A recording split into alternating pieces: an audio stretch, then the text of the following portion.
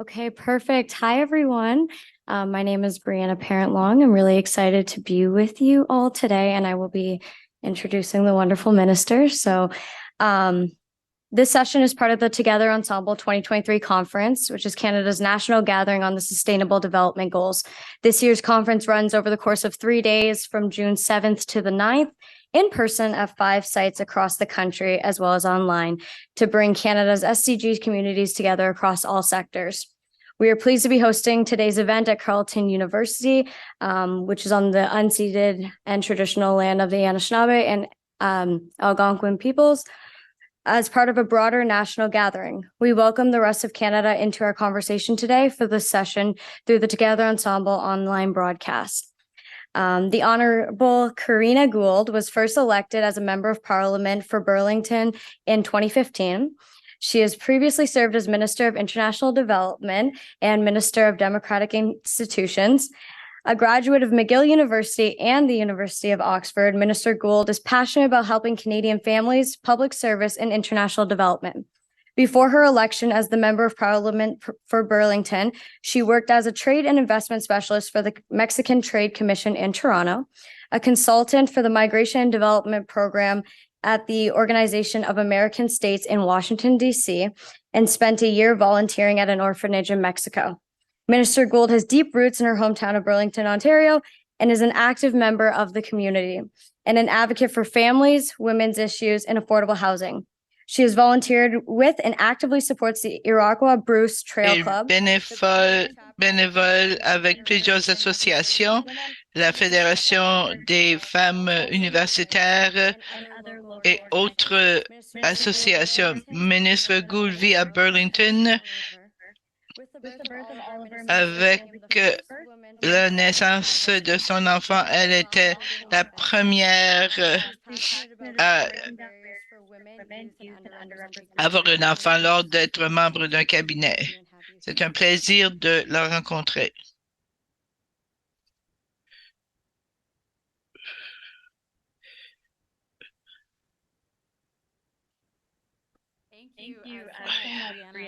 Merci, Brianna, pour vos mots. To be at Carleton. It's been a while because of the pandemic, but it's really great to be back and to be with all of you today. Il est bien d'être là avec vous aujourd'hui. Il est bien de savoir qu'il y a des gens de partout au pays. C'est une bonne façon de travailler ensemble, de avoir la chance de se voir en personne et aussi en ligne, ce qui veut dire qu'on a atteint une grande partie de la population canadienne et être plus inclusif. C'est un privilège d'être là encore cette année. Je veux répéter la reconnaissance territoriale. Nous sommes sur le territoire du peuple Anishinaabe et je sais que on est là de plusieurs terres sacrées dans le pays. Le ministre responsable pour les ODD, j'ai passé beaucoup de temps depuis quelques années à imaginer ce qu'ils veulent pour relever les défis sociaux, économiques et environnementaux les plus urgents d'aujourd'hui. Comme nous le savons, les 17 objectifs portent sur des sujets aussi variés que l'approvisionnement en eau potable, l'utilisation rationnelle des terres agricoles ou la garantie de l'égalité de traitement des personnes dans la société. Mais pour moi, personnellement, il s'agit aussi de traiter notre planète de manière responsable et de ne pas prendre plus que ce dont nous avons besoin, afin que la Terre puisse soutenir l'humanité et qu'elle soit encore là pour nos enfants et nos petits-enfants. Cela signifie qu'il faut faire preuve de légèreté lorsque nous marchons et vivons tous ensemble. After the difficulties of the past few years, avec les problèmes des dernières années, nous avons une perspective pour un meilleur monde ensemble. Et, même si on a le goût de boucan dans notre Bush à cause des feux, les ODD semblent encore plus importants. Comment pouvons-nous atteindre ces objectifs ensemble? Nous sommes à mi-route pour l'agenda et en tant que pays, nous avons fait beaucoup de progrès, mais on sait qu'il y a beaucoup plus de travail à faire. Les Nations Unies, le Forum des Nations Unies en juillet nous donne la chance de noter ce progrès, de partager nos prochaines étapes avec les Canadiens et avec le monde entier. J'aurai la chance de présenter la relève du Canada. Ça explique ce que le Canada peut accomplir, mais aussi reflète le travail que nous avons à faire depuis les dernières années. Beaucoup d'associations ont participé à une consultation en ligne et je veux remercier ceux et celles qui ont participé. Ça a été très utile et aidé à mieux informer ce que nous allons dire aux Nations Unies. On veut atteindre toutes 17 objectifs en ayant 5 priorités. Numéro 1, pas de pauvreté. 4, éducation de qualité. 5, l'égalité de genre. 13, l'action climatique. Et 17, partenariat pour atteindre ces buts. Et on a fait beaucoup de progrès dans tous ces domaines, surtout numéro 1, la réduction de la pauvreté. En fait, avec les programmes comme les avantages pour les enfants, le Canada a dépassé sa cible d'une réduction de 20% de la pauvreté. Le taux de pauvreté était de 5,4, à moitié de ce que c'était en 2015, qui était 14,5. En 2021, il y avait 2 millions moins de Canadiens qui vivaient en pauvreté à comparer en 2015. Il inclut 653 enfants, 1000 enfants. Mais de nouveaux défis à cause de l'inflation, l'hébergement, l'instabilité mondiale, la guerre en Ukraine met beaucoup de pression sur le revenu. Par le biais des programmes sociaux ciblés et d'aide aux revenus, et nous sommes déterminés à atteindre l'objectif d'une réduction de 50% de la pauvreté d'ici 2030 par rapport au niveau de 2015. Le Canada a également réalisé de grands progrès en ce qui concerne l'ODD 4 qui porte sur la qualité de l'éducation. Tout récemment, le gouvernement du Canada a fait un investissement historique de 30 milliards de dollars sur 5 ans pour mettre en place un système pan-canadien d'éducation préscolaire et de garde d'enfants abordable, de qualité et inclusif. Depuis avril de cette année, 6 provinces et territoires offrent des services de garde d'enfants réglementés pour une moyenne de 10 dollars par jour ou moins, et toutes les autres provinces et territoires ont réduit les frais d'au moins 50%. And we remain focused on creating 250,000 Et on demeure axé à créer 50 000 places dans des garderies avant une telle date et d'augmenter la population des gens qui peuvent travailler dans ces garderies. On donne aux femmes et à leurs familles plus de flexibilité dans leur choix et on enlève les barrières pour les mères qui veulent travailler à l'automne dernier passé, on avait le taux de participation le plus élevé au Canada grâce à nos initiatives. Les résultats éducatifs sont les plus élevés du monde. On travaille pour appuyer les étudiants, les parents, les personnels, pour assurer le bien-être des étudiants et des élèves. Mais la pandémie a bouleversé beaucoup de plans et ceux qui vivent en pauvreté extrême, surtout les filles et les gens avec des incapacités, sont souvent oubliés. Avant, comme ministre de Développement international, j'ai eu la chance de démarrer le programme Ensemble pour apprendre, pour offrir une meilleure éducation pour les jeunes qui sont réfugiés ou déplacés. On doit continuer à adresser les questions d'accès, l'égalité, la durabilité, etc. en éducation. On veut se servir d'approches innovatrices pour assurer que les groupes ont accès à une éducation sécuritaire et accessible. Nos contributions internationales sont guidées par différentes politiques, les politiques féministes. Je sais que vous avez parlé de ça plus tôt. Comme je l'ai dit, quand j'étais ministre du Développement international, c'était un dossier que je tenais à cœur et continue à l'être. Le Canada croit que la paix, la prospérité et les droits de la personne sont essentiels pour tous les ODD. On appuie aussi les actions d'Addis Ababa sur le financement pour le développement, qui est l'encadrement pour mettre en place l'agenda de 2030, notre engagement pour l'action globale. Le premier ministre sert comme coprésident du groupe qui milite pour l'ODD avec le président Progresser sur un certain nombre d'ODD, d'autres nécessitent encore une action contenue et concertée. De nouvelles initiatives et des activités notables contribuent également à faire progresser plusieurs ODD à la fois.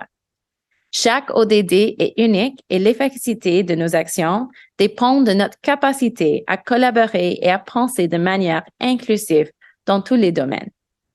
Le Canada continue de constater des inégalités en matière de santé pour de nombreuses populations, avec des écarts importants et bien documentés dans les résultats de santé des populations autochtones. Les statistiques continuent de montrer l'ampleur et l'impact de l'inégalité des genres. Cela affecte à son tour notre capacité à progresser sur d'autres ODD. Canada's VNR acknowledges these challenges and speaks to them. Canada s'adresse à ces problèmes. L'impact de la COVID et l'augmentation des coûts de la vie ne sont pas encore connus. Et alors que Canada se remet de la pandémie, on assure que le système rencontre les besoins. Ces défis démontrent comment est-ce qu'on doit travailler ensemble, plus que jamais. Tous les niveaux gouvernementaux, le secteur privé, le secteur social et des citoyens individuels ont un rôle à jouer. Des conférences telles que ceci nous aident à combler numéro 17 concerne les partenariats, que les ODD ne sont pas seulement pour le gouvernement. Tout le monde au Canada peut apporter des changements. Il y a quelques semaines, j'étais à Kitchener, en Ontario, pour l'ouverture de la fabrique d'idées pour regrouper des gens et des idées. Cette idée va viser l'innovation. Topline est un organisme national qui donne des services en direct et qui mène des initiatives pour aider les populations vulnérables, les familles et les jeunes. Et le Conseil de bibliothèque urbaine dessert des gens qui visitent plus de 700 bibliothèques qui se servent des services virtuels. Les bibliothèques ont offert des services à des milliers et des milliers d'utilisateurs. Cette conférence est une occasion de se regrouper et de partager les exemples des choses que chacune d'entre vous font, comme universitaires, comme des gens de l'industrie, comme les deux municipales. Maintenir un dialogue permanent avec l'ensemble de la société sur l'agenda 2030. Guidé par notre stratégie nationale pour l'agenda 2030, le gouvernement soutiendra le travail des partenaires et des parties prenantes pour entreprendre des initiatives innovantes afin de progresser les ODD. Nous avons déjà investi dans des actions de collaboration sur les ODD. Nous avons versé 22 millions de dollars dans le cadre du programme de financement des ODD à 131 projets et organisations autochtones et nationales. Le programme a créé de nombreuses possibilités de participation pour les Canadiens. En fait, la conférence d'aujourd'hui bénéficie plusieurs années du programme de financement des ODD.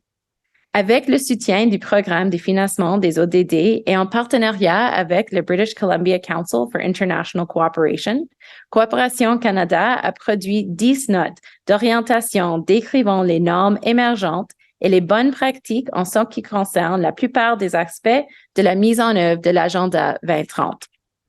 Succeed Social Enterprises.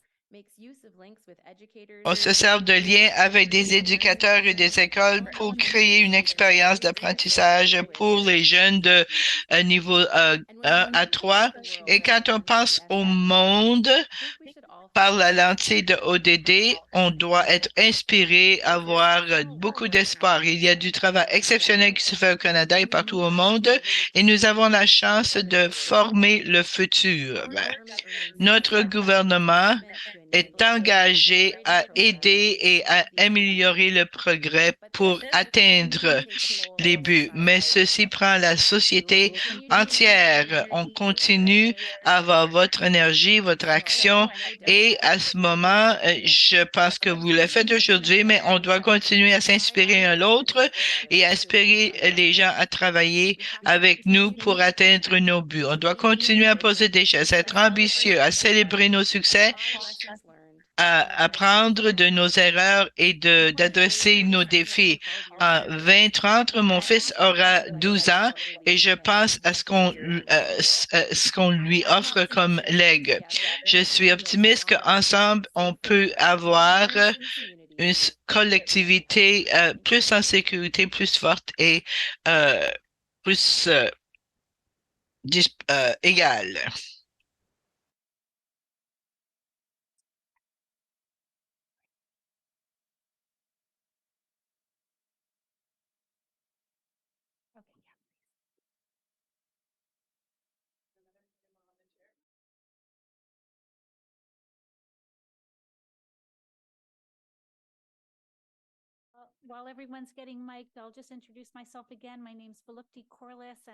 Je suis Philippe T. Corliss, je suis aviseur aux Nations Unies et je fais partie de l'Association des professionnels du développement international. Je suis contente de pouvoir animer le panel avec les ministres et autres invités.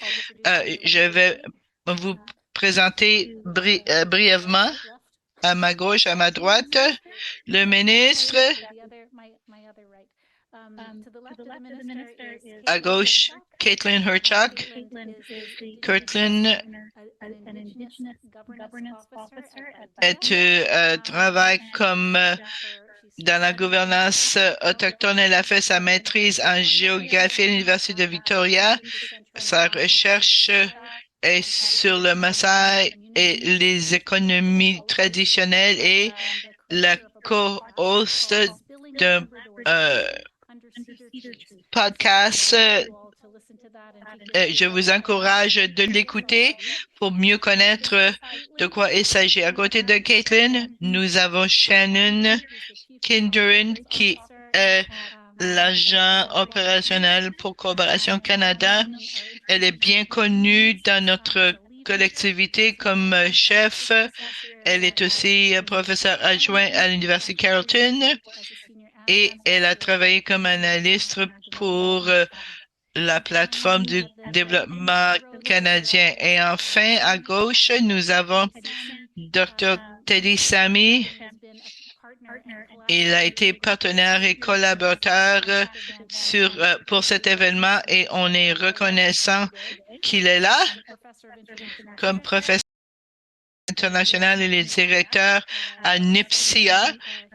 Il s'intéresse à beaucoup de sujets de recherche, le pouvoir des femmes, des États fragiles, la mobilisation, l'inégalité, les revenus.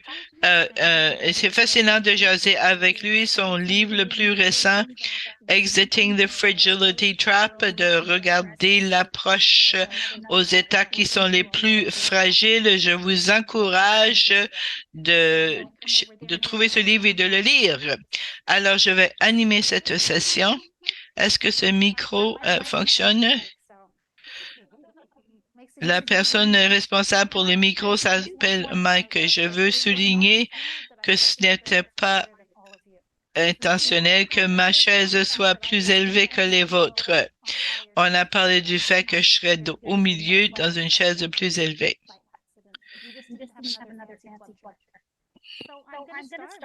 Je vais commencer avec Caitlin et Shannon.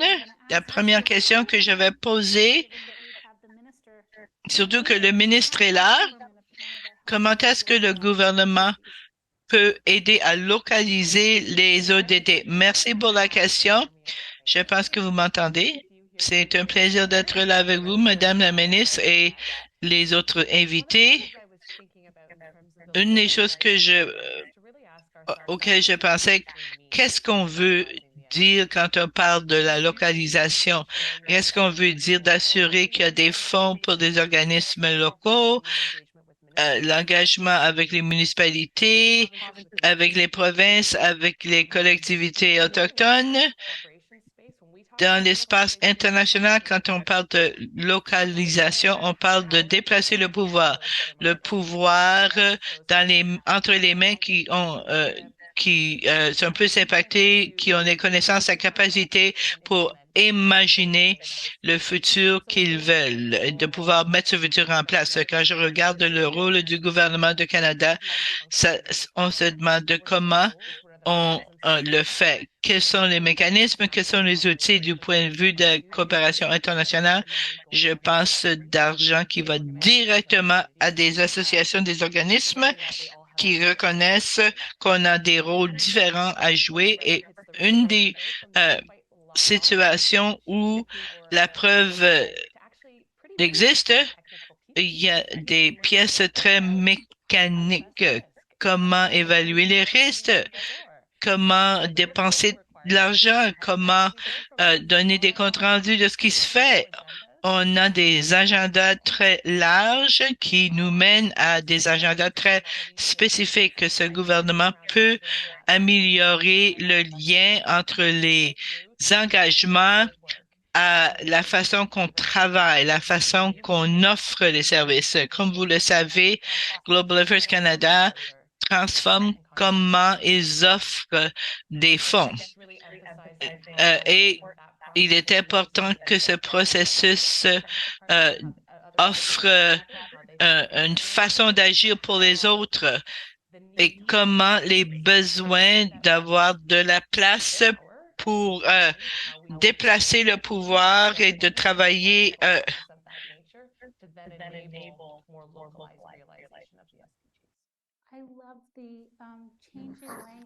J'aime bien le changement de langue autour de empowerment, à changer de pouvoir, shifter le pouvoir. C'est vraiment une perspective différente de l'importance de mettre le pouvoir dans les mains des autres. Merci. Caitlin, à vous, qu'est-ce que vous en pensez? Voilà, sont de bons amis. Voilà, en plus, une Canada aussi. Bien que position, c'est question de décolonisation. Vous avez mentionné que décolonisation et réconciliation, ces choses sont toutes pertinentes. Quand je dis pertinent, je vais, c'est comme des cousins. C'est comme ça que je pense.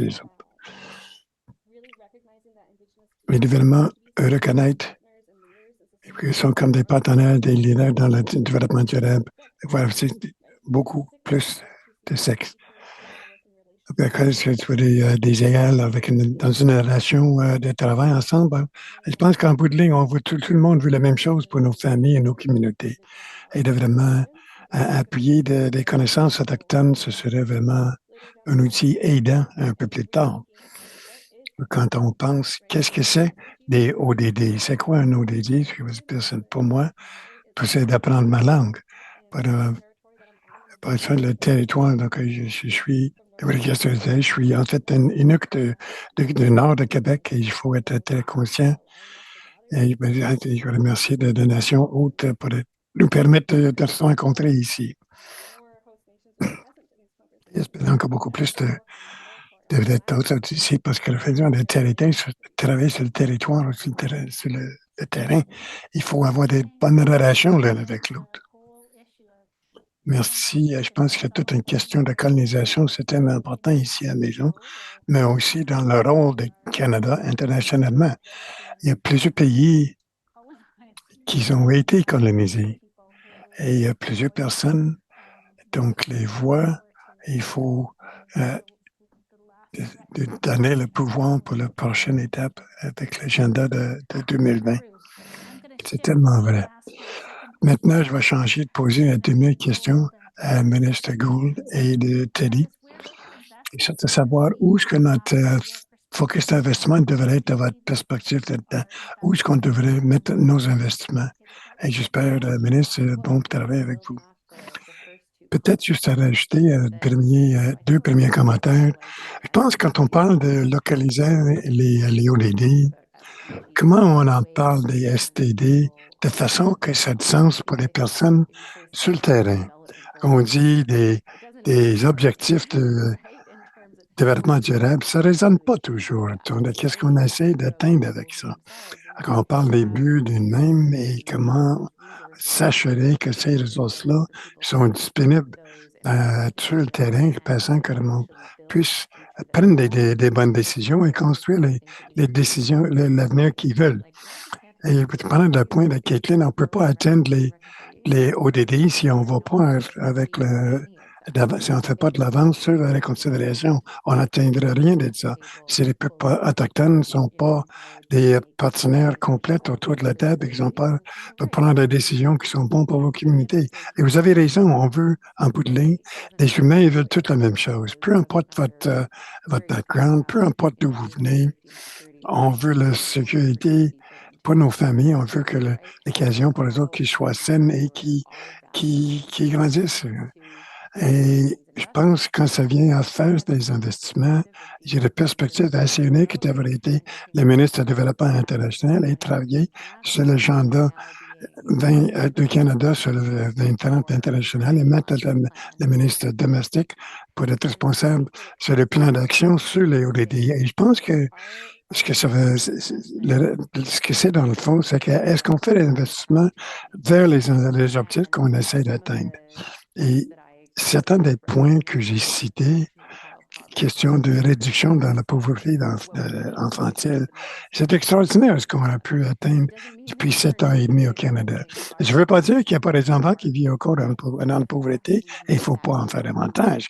Mais le fait qu'on a fait une pas énorme, c'est vraiment quelque chose comme ça, c'était une intervention politique qui a fonctionné. Faudrait peut-être qu'on en fasse davantage comme ça. Alors, prenez un regard sérieux à savoir où sont les intervenants qui ont eu un vrai impact et en faisant davantage. Juste à regarder, par exemple, l'environnement et les changements climatiques. Je sais qu'il y a de monde qui se joint à nous autour de la pays. Et je ne sais pas s'il y a une seule province, mais présentement, qu'ils n'ont pas des feux de forêt. C'est sans précédent, ça. Et pour moi, c'est la justification et le raisonnement de pourquoi faire l'investissement en protéger nos environnements et combattre le changement climatique et les transmissions d'énergie propre sont tellement incroyablement vitales et importantes. Parce qu'on ne pourrait pas rencontrer aucun des autres objectifs si on n'a pas de l'air propre à respirer et de l'eau propre à boire. Alors, pour moi, faire cet investissement pour la transition d'énergie propre et faire l'investissement à réduire la pauvreté, c'est deux des principales pour moi. Ils sont tous importants, n'est-ce pas? Et faire ces investissements chez nous et faire les innovations à l'extérieur, oui. Et l'une des choses dont je suis le plus fier comme ministre du Développement international, c'est de doubler le financement des climatiques du Canada. Encore une fois, quand vous avez des jeunes et des activistes autochtones sur les premières lignes de crise climatique à travers le monde, il faut nous les appuyer, eux autres, de leur voir les actions, parce qu'ils savent qu'est-ce qu'ils ont besoin de leur communauté. Et parce que tout ça, quand avec le l'organisation, mais je n'étais pas ministre à ce moment-là, mais j'étais secrétaire parlementaire quand c'était mis sur pied et vraiment été impliqué dans la consultation. Mais c'est ces interventions et les leaderships qui ont démontré chez nous et de façon internationale qui est tellement important. Et on voit qu'un changement ait lieu. Et ça, c'est excitant. On vit dans une période peut-être difficile. Il y a beaucoup de choses qui se passent dans le monde, le changement climatique, la guerre en Ukraine, et il y a certains des mouvements antisociaux qui ont lieu aussi. Mais ce que je pense que ça veut dire, c'est qu'on essaie de bâtir, construire un monde plus inclusif. Il faut continuer comme ça parce qu'il faut s'assurer que c'est vraiment pas juste la vision de l'avenir, mais la réalité. Fantastique, mais je le passe à vous, Francine. Merci pour la question. Dans le fond, je suis content que vous avez parlé plus tôt et maintenant parce que l'une des choses que j'avais notées quand je pensais aux questions où est-ce qu'on met notre argent, l'énergie est propre pour moi. C'est pas que là que je pense qu'on devrait investir de façon massive. J'étais à une rencontre hier de la relation Canada-Allemagne. Il y avait plusieurs compagnies privées et c'était extraordinaire le monde de travail que le monde fait au Canada pour faire de l'énergie propre. Mais ça exige un investissement massif. Et évidemment, le gouvernement a un rôle important à jouer là-dedans, question des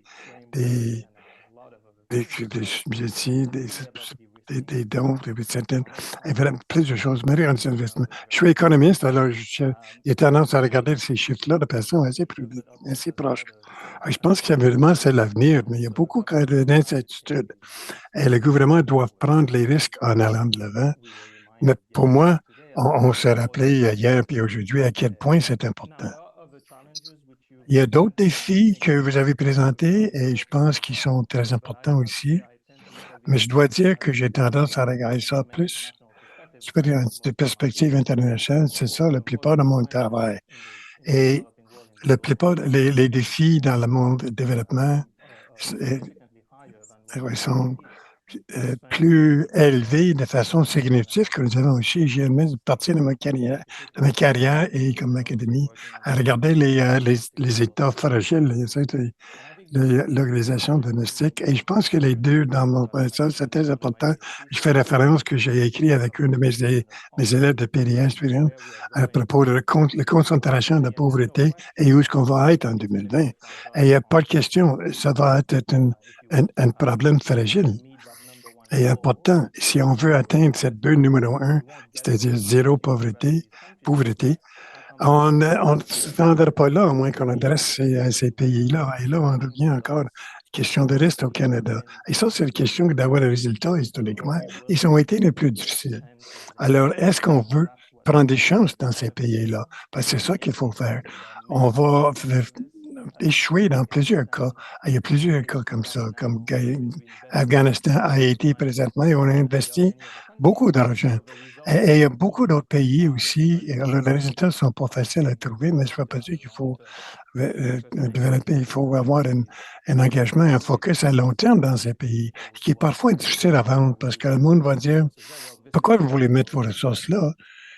Mais c'est là qu'on a la plupart du monde pauvre au monde, dans le sens Nigérie, c'est le Congo, le DRC, c'est une liste que vous pouvez regarder les données. Et d'autres choses dans les régions pour lesquelles je veux regarder la mobilisation domestique, c'est parce qu'il faut vraiment parler de résilience. C'est bon à investir, mais c'est aussi bon à investir dans des places qui peuvent se plier eux-mêmes après. Oui, regarde, c'est prisonnier. Alors, d'ailleurs, dans le point, j'ai partir des compagnies, des systèmes plus efficaces qui peuvent rendre la redevance entre le pays et le gouvernement et le peuple. Alors, à moins qu'on n'a pas que la légitimité soit faite de façon comme on n'aura jamais la légitimité entre les personnes qui gouvernent et les personnes qui sont gouvernées. Et ça pourrait être un point intéressant que nous, ici au Canada, qu'on prend pour acquis. Mais dans plusieurs autres pays pour acquis, cette bande-là n'existe pas. Alors, il faut partir ça de la façon qu'il ne faut pas constamment réinvestir, surtout dans le financement délit. Et je vais m'arrêter ici. Il faut juste rajouter, c'est une vraie freak de gouvernance. Tout ce que vous dites récemment, mais quand j'étais ministre du Développement international, ils avaient beaucoup de focus sur où est-ce qu'on peut faire les investissements de gouvernance en particulier. Parce qu'on n'a pas de mobilisation de ressources domestiques, l'État ne peut pas donner des services. Et si l'État ne donne pas des services, le monde, ils ne font pas confiance dans l'appareil de l'État. Alors, entièrement d'accord. Tu me donnes point de pincer une question d'espace. Et la réalité est qu'on a en fait les deux côtés qui jouent ici. L'investissement et le gouvernement d'offrir ces services, mais aussi les tendances qui ont lieu à travers le monde, où il y a un manque de capacité. On regarde par exemple mobilisation, je pense que la capacité de toute la société, dans une proche comme ça, cet espace-là est en train de fermer dans plusieurs parties du monde. Alors, félicitations au Canada, question de créer les démocraties, les recherches de Jean Pénani, la société civile, la éducation par la OECD, etc. Mais la réalité, en fait, c'est que quand le monde vient à New York et on regarde les méthodes volontaires au Canada, il y a très peu de discussions dans aucune des VLR. On a participé à une révision dans plusieurs années sur ces questions-là, des questions de fermer les espaces physiques. Et l'une des choses qui me préoccupe, c'est en mi-chemin, on va dire qu'aux membres qui ont développé les bulles, c'était 5 ans avant la fin et le monde parlait de quelle va être la prochaine priorité. C'est sur les enjeux comme la fragilité sur le courage des États. Je pense que c'est très préoccupant pour l'avenir de cet agenda-là. Et il ne se passe ici où le Canada a beaucoup de potentiel à vraiment l'encourager. Moi, je veux dire, quand j'ai participé à le premier au Canada en 2016, la chose la plus importante que j'ai entendue de la société civile, c'est qu'on a besoin de l'appui du Canada. On a besoin de vous comme alliés. On a besoin de votre appui parce que votre appui chez nous, nous donne la confiance et ouvre l'espace en même temps pour nous dans notre propre pays. Le Canada a un rôle tellement important à jouer. On est l'un des pays les plus riches au monde. Et on a un rôle tellement important qu'on peut jouer à faire une différence. On peut critiquer les ODD qui sont très importants. Ils ne sont pas du tout parfaits, quelque chose qui est vrai, mais quand dans l'histoire, que tant de pays, plus que 190 pays sont mis ensemble pour se mettre entendre pour essayer d'atteindre les buts importants dont parler dans le temps pour que le Canada soit une meilleure place pour le monde sur la Terre. C'est l'occasion pour nous, et on vous remercie tous, je pense, de votre opportunité. On a quelques minutes pour prendre des questions du public. Alors, il y en a un justement là.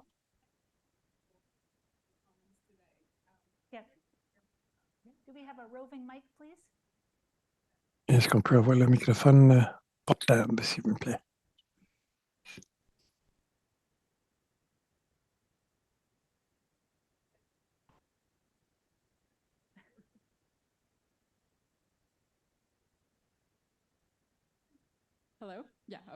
Bon. La question, c'est pour le ministre Gold. Oui, comment il va votre rôle dans la mise en place de l'agenda de 2030? Et je me demandais, qu'est-ce que vous avez appris pendant les 7 premières années de cet agenda et comment est-ce que le gouvernement du Canada peut mettre un pied dans la deuxième partie de l'agenda? Une des choses que j'aime beaucoup avec les ODD, c'est qu'ils s'appliquent au monde entier. C'est la première fois qu'on se met ensemble pour voir les buts de développement. On ne regardait pas seulement la Convention. On a dit qu'il faut que ça s'applique à tout le monde. Et l'une des choses que je pense que le Canada pourrait mieux faire, c'est d'apprendre des autres. Je pense que parfois, quand j'étais dans le développement international, j'irais à un autre pays, regarder qu'est-ce qu'ils font et me dire, ah mon Dieu, ils passent par-dessus le Canada parce qu'ils n'ont pas l'infrastructure existante, l'infrastructure sociale qu'on a. Alors, merci le bon Dieu qu'on l'a parce que ça nous a donné tellement. Mais en même temps, on reste parfois pris dans nos façons de faire. C'est pour nous autres de moderniser et de transformer et se rendre à une place où on livre des services pour le 20e millénaire, pour les personnes du 20e millénaire. Et je pense que comme Canadiens, on est un peuple humble, Mais on est un pays quand même extraordinaire qui a fait beaucoup de choses de bien, mais beaucoup de choses à améliorer peut-être. Mais je pense que s'il y avait une meilleure façon pour nous de voir qu'est-ce que les autres pays font, et pas juste les compagnies typiques, pas juste le Royaume-Uni, l'Australie, les États-Unis et la Nouvelle-Zélande, ce qui est une tendance qu'on semble avoir au Canada.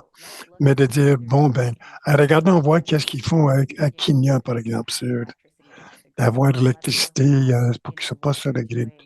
Et puis, qu'est-ce qu'ils font au Brésil, puis question de programmation sociale. Ou à Singapour, par exemple, question de livrer des fonds de pension et d'assurance chômage sur les citoyens. Ayons, dans le fond, un point de vue plus global et de prendre les leçons et les meilleures pratiques d'un groupe de pays beaucoup plus large et voir comment on peut les appliquer dans le contexte canadien. Et l'autre chose qui continue à être un défi, je pense, pour le gouvernement du Canada, c'est la question d'une approche de gouvernement au complet. D'une certaine façon, on a des départements du 19e, millénaire, quand même le 20e. On se plaint de les faire, mais c'est beaucoup de travail à faire ça comme gouvernement et ça prend beaucoup de pouvoir institutionnel, si vous voulez, pour vraiment briser ces silos-là. Moi, je dirais que lundi, on avait une conférence de presse en ce qui concerne la réponse elle applique au feu de forêt, les cantines. Ça, c'est un très bon exemple de l'approche de tout le gouvernement, que la personne, à travers les départements, à travers les juridictions, à travers les provinces, les territoires, les municipalités, ils ont vraiment laissé tomber les silos. Ils ont dit, voici qu'on se met ensemble pour réagir à quelque chose qui est national dans son étendue. Mais c'est quelque chose dans lequel il faut continuer à travailler au Canada. La pandémie, c'était encore un bon exemple. On faisait face à une crise et à une urgence et on ne pouvait pas utiliser nos façons traditionnelles de faire les affaires. Il fallait en fait bâtir quelque chose de complètement neuf et on l'a fait. Alors, je sais qu'on en est capable, mais il faut continuer à penser comment on peut apprendre des autres. Comment on peut être assez humble pour dire que peut-être c'est temps pour de repenser la façon dont on va livrer les choses, la façon que c'est le plus efficace pour les Canadiens. Et l'autre chose que je dirais, c'est le contexte international à ne pas regarder les questions internes, mais regarder le rôle du Canada dans le monde. Ça continue, on est en train de réglementer, je ne pense pas que c'est quelque chose qu'il faut changer, mais j'ai été très fier de la façon dont on s'est remis pour la société civile à travers le monde, la façon qu'on s'est tenu le but pour les activistes féministes, pour les activistes LGBTQ+, les activistes jeunes, tout à travers le monde, et il faut continuer de le faire. Merci, Madame la ministre. Une question en arrière.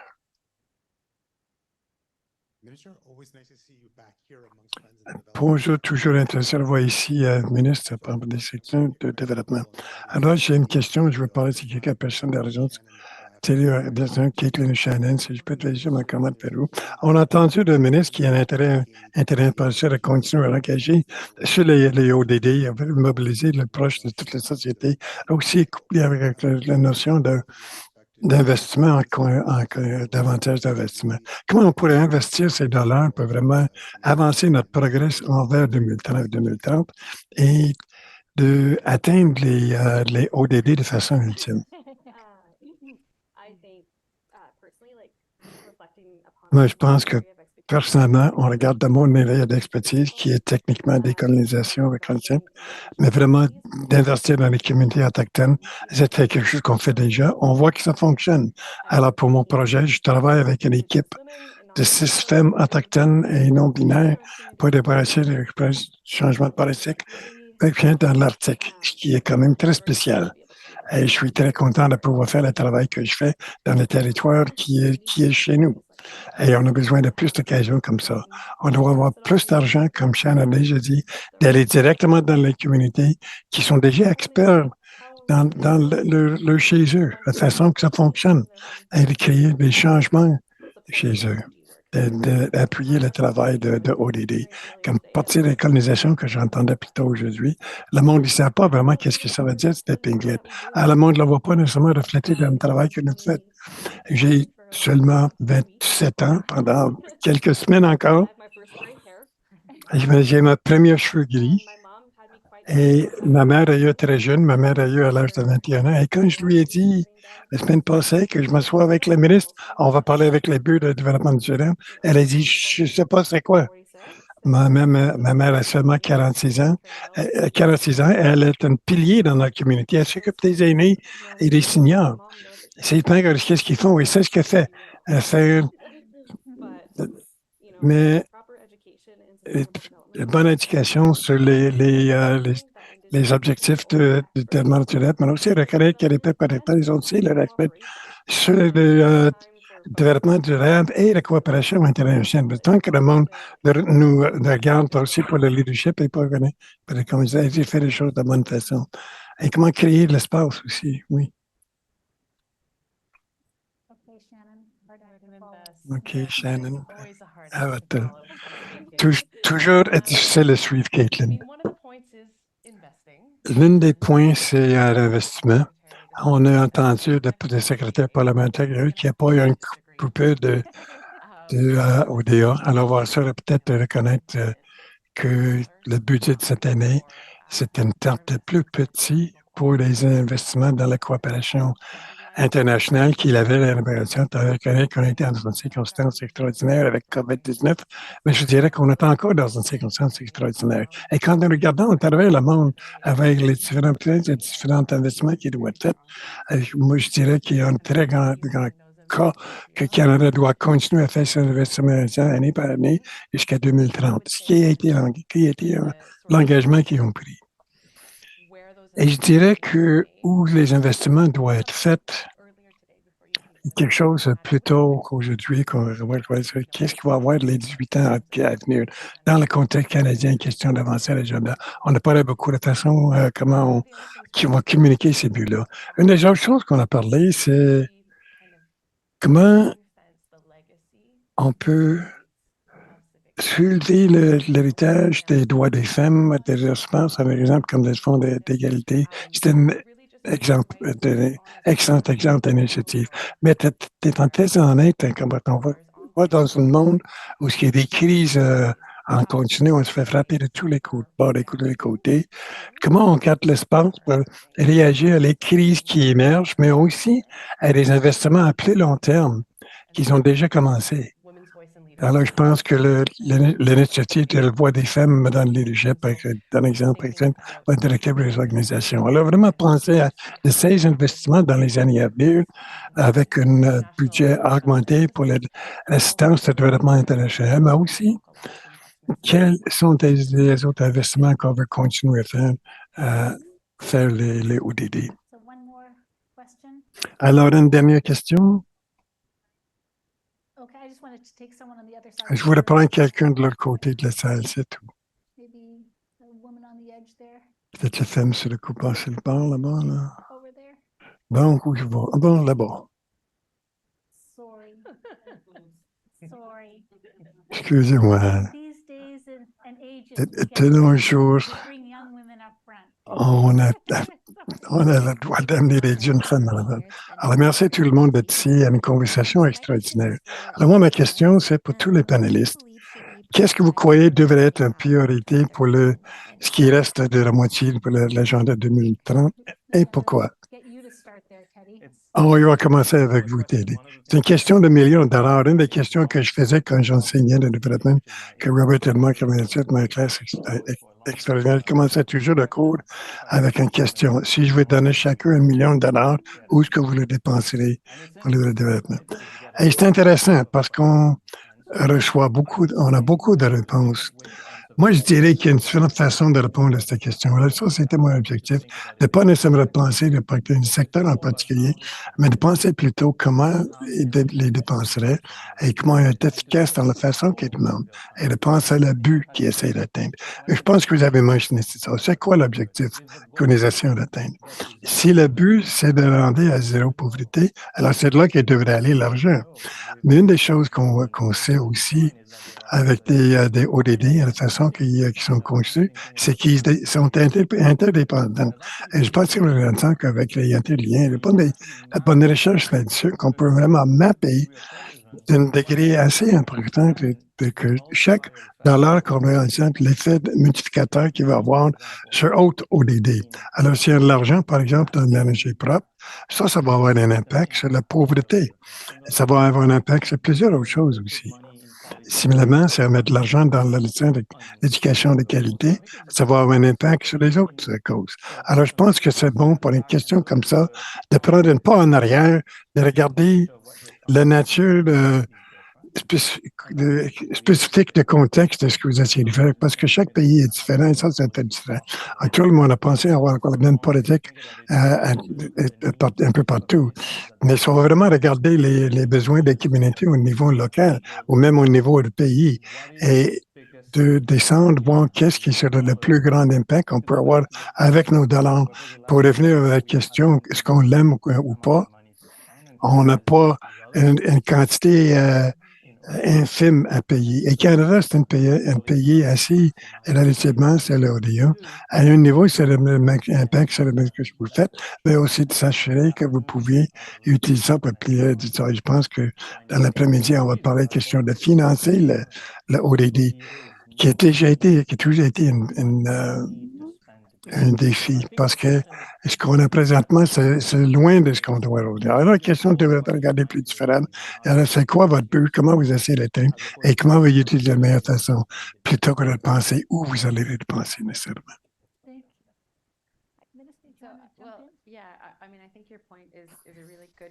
Je pense que votre point en est un très bon. Et on devrait parler davantage de l'interdépendance des ODD parce que dépendant des interventions que vous faites, il peut avoir un impact multiple sur différentes ODD. Alors, si vous voulez atteindre une zéro pauvreté, quelles sont les interventions que vous faites qui vont réduire la pauvreté? Ils vont peut-être profiter la vie sur la terre ou sur le terrain. Et qu'est-ce qu'on va faire pour avoir un impact? De quoi qu'à vivre en ta pauvreté quand ils sont prêts. Alors, je pense qu'il y a une façon de regarder l'intervention. Elle va commencer des objectifs de stratégie. Mais moi, je reviendrai peut-être à votre premier point sur la gouvernance et la question de bâtir le gouvernement local résilient qui peut penser le service véridique. Une des choses que je voudrais comme développement de développement international, avec plus de façon, la communauté de développement, l'organisation de développement ont remplacé les gouvernements locaux parce qu'il n'y avait pas le retour et les outils et les ressources pour livrer ces services-là. On veut s'assurer que le monde ils ont accès aux soins de santé, ils ont accès à des routes, à des bonnes écoles et toutes ces bonnes choses-là, mais il faut dépenser plus de temps et d'énergie à construire la capacité locale et de s'assurer qui est capable de livrer ces services locaux. Et quand on se préoccupe de démocratique avec la société civile, c'est tout rapport à ne pas avoir une gouvernance locale, un bon gouvernance local.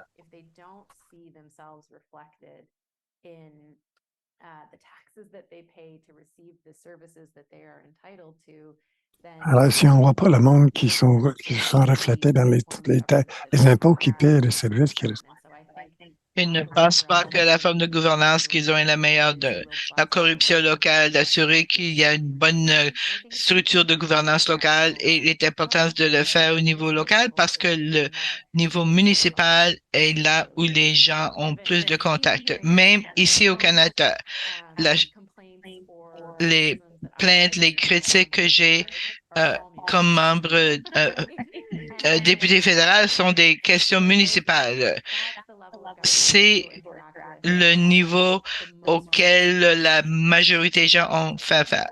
Évidemment, les gens critiquent le niveau fédéral, je l'admets, mais au quotidien, quand on m'appelle à mon bureau, c'est des questions locales en question. Alors, comment renforcer ce domaine? Je pense que vous avez raison. Le SDG ne peuvent pas tout régler. On ne veut pas que ça dure pour toujours. On veut à un moment donné qu'il y ait une fin à tout cela. On veut que les communautés, les pays soient autosuffisants. Alors, comment poser des gestes pour assurer que ça se fasse? Du point de vue qu'on écoute les gens qui nous disent ce dont ils ont besoin. Je pense que c'est important. J'ai dit que le premier ministre, avec le président du Barbade, l'initiative pour améliorer le profil et avoir plus de fonds pour les ODD du monde. Alors, on a du travail à faire à l'interne. C'est nécessaire, mais comment mobiliser la collectivité mondiale pour que tout le monde s'entraide? Comment, d'une façon collective, pouvons-nous atteindre nos buts? Oui, ce sont des buts extrêmes. Quelqu'un m'a dit hier que les gens qui ont des croyances avancent beaucoup plus que des mouvements sans croyances. Alors, avançons, même si on ne peut pas atteindre tout avant 2030, ce qui est fort probable, on doit quand même progresser. On doit avancer l'agenda pour arriver à ce qu'on veut. Le temps s'est échoué. Je suis contente que vous êtes là, mais que vous avez le poste que vous avez. Merci beaucoup. Merci Caitlin, Janet. Merci tout le monde et merci à tous ceux et celles qui ont participé.